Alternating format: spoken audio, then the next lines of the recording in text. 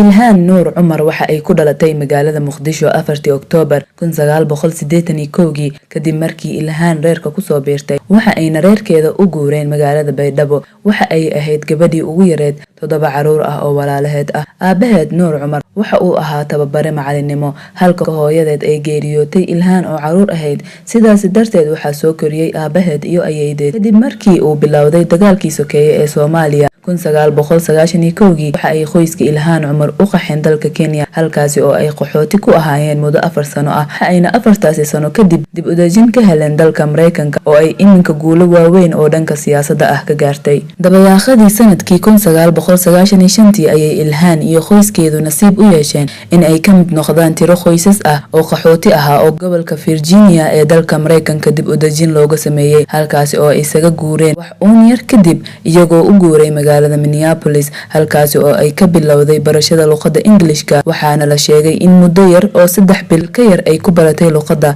maadaama ay ahayd qof aad u da'yar oo 12 sano jir ahayd sidaasina ay ugu suurta gashay in luqadda si sahlan ay u barato. Kadib markii ay luqadda baratay ayaa waxaa la sheegayaa in ay ku biirtay iskuulka sare ee Edison High School waxaana macallimiinta iyo ardayda ay waxbarashada wadaageen ahaayeen kuwa ku sheegay in ay ahayd qof aad u firfircoon kuna fiicnayd isdhexgalka bulshada. Markii ay ka qalin jabisay iskuulka sare ay Ilhaan Cumar dulbadiiba ku biirtay jaamacadda North State University waxa ayna ka baratay kulliyadda cilmiga siyaasadda iyadoo ka qalin bedelatay sanadkii 2011. Ilhaan waxaa la iska qiyaasi karay ama la sii saadaalin karay in siyaasadda ay heer ka gaari doonto maadaama ay ahayd qof aad u daneeyo arrimaha siyaasadda. Waxaana la sheegayaa in arrimaha siyaasadda gaar ahaan siyaasadda arrimaha dibadda ay ka sii kororsatay iskuulka takhasusiga siyaasadda ee Humphrey School of Public. Shaqadii ugu horeysay oo ay Ilhaan qabato ayaa lagu sheegay in ay ahayd macalimad jaamacad Minnesota ka dhigta arrimaha bulshada iyo horumarinta shaqadeeda xigta ayaa ahayd in ay maamulo ka noqoto ololihii doorashada 2012 ee Senator Kerry. Waxaana ay halkaasi kaga soo biirtay arrimaha siyaasadda oo ay aad ugu dhuunduleeshay. sanadkii 2016 waxa u suurta gashay in ay ku soo biirto baarlamaanka dalkaasi Mareykanka taasi oo guul weyn u ahayd dad badan la noqotay filanwaa kadib markii 9kii bishii Agost la shaaciyay in Ilhaan Cumar ay ka guuleysatay Maxamed Nuur iyo Phyllis Khan oo kula tartamayay doorashada aasaasiga ah ee magaalada Minneapolis. Waxaana isla sanadkaasi bisha November u dhaariyay golaha sharci dejinta dalkaas iyadoo noqotay qofkii ugu horeeyay oo dumar ah misana muslim ah ay ka mid noqdo lahaasi.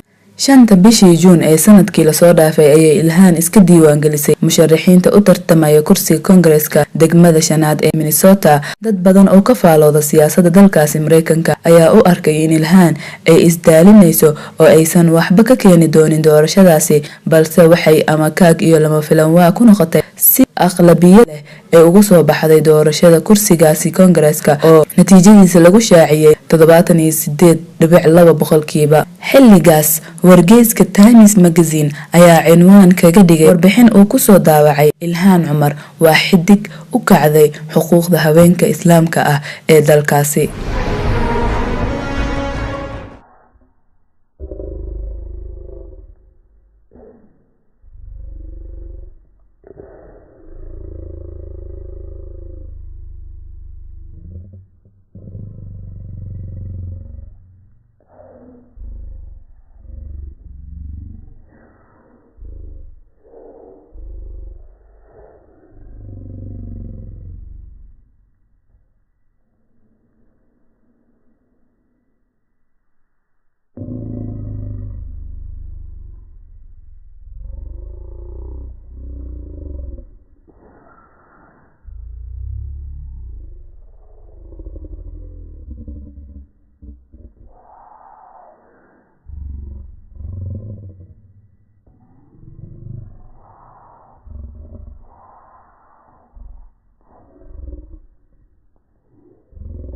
Ilhaan khudbad ay jeedisay markii loo doortay xilkaasi waxay tiri waxaad horay iigu oran jirtay waxaan ku rajaynaynaa guul balse caawa guushii waan gaarnay. Guushan waxay ku timid dadaalkii aad gasheen waad i aaminteen markii aan ololahan bilaabay Soomaalida way i garab istaagtay. waxay ogsoon yihiin in taariikhda aan sameynay ay saameyn ku yeelan doonto mustaqbalka gabdhaheena. Ilhaan Cumar ayaa sheegtay in xildhibaanada aqalka Koongareeska ee taageersan Israa'iil ay dhaqaale ka helaan kooxaha taageerta Yahuudda, arrintaasi oo sababtay in gudoomiyaha Koongareeska Nancy Pelosi oo sheegtay in Ilhaan looga fadhiyo inay raaligelin ka bixiso hadalkaasi. Trump ayaa sheegay in Yahuud nacaybka aysan meelnana ugu banaanayn Mareykanka. Ilhaan Cumar hadalkii ay tiri waa mid aad u xun, waxayna ila tahay inay iska casishaa aqalka Koongareeska ama ugu yaraan isaga tagtaa xubinimada guddiga arrimaha dibadda ee aqalka, ayuu yiri Trump. Waxa kale oo uu sheegay in raaligelinta ay bixisay Ilhaan Cumar ay tahay mid daciif ah, oo waxa uu intaa raaciyay in hadalka kasoo yeeray Ilhaan uu yahay mid ay si weyn u aaminsan tahay. Tan iyo markii lasoo doortay, Ilhaan Cumar waxay fursad kasta oo soo marta u adeegsatay inay weerarto siyaasadda Donald Trump, waxaana tusaale loo soo qaadan karaa markii ay ka hadashay hadalkii ku yimid adeegyada dowladda kadib markii madaxweyne Trump uu aqalka Koongareeska ka dalbaday dhaqaale lagu dhisayo darbiga xadka Mareykanka iyo Mexico si uu u ansixiyo dhaqaalaha lagu kala wadayo adeegyada dowladda. Ilhaan ayaa arrintaasi si weyn uga soo horjeesatay, waxayna bilowday olole looga hortagayo qorshaha madaxweyne Trump.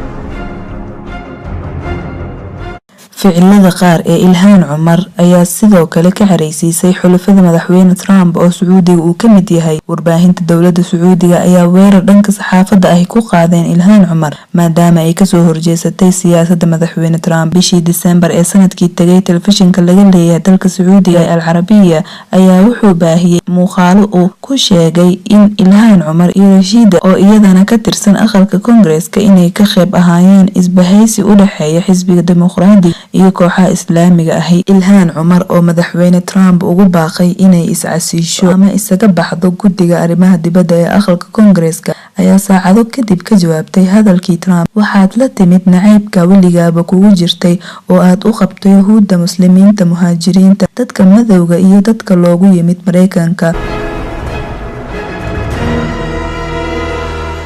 Gabadha uu dhalay madaxweynaha Mareykanka Donald Trump ee lagu magacaabo Ivanka Trump ayaa barteeda Twitter ugu jawaab celisay. Ilhaan Cumar waxay tiri isbedel sharci oo muhiim ah ayaa lagu sameyn doonaa aqalka Koongareeska. Ugu dambeyn, isbedeladan ayaa qayb ka ah qodobada ay soo bandhigeen mas'uuliyiinta sare ee xisbiga dimuqraadiga oo ay ka mid tahay hogaamiyaha laga tiro badan yahay ee aqalka wakiilada Nancy Pelosi. Bisha Janaayo ee sanadka fooda nagu soo haysa ayaa la filayaa in la ansixiyo qodobadaasi marka ay dimuqraadigu si rasmi ah ula wareegaan aqlabiyadda aqalka Koongareeska.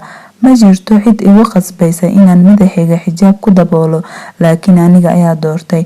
Waa dookhayga, waana arrinta ugu horeysa ee isbedelka lagu sameynayo, ayay Ilhaan Cumar ku tiri qoraal ay baraha bulshada soo dhigtay.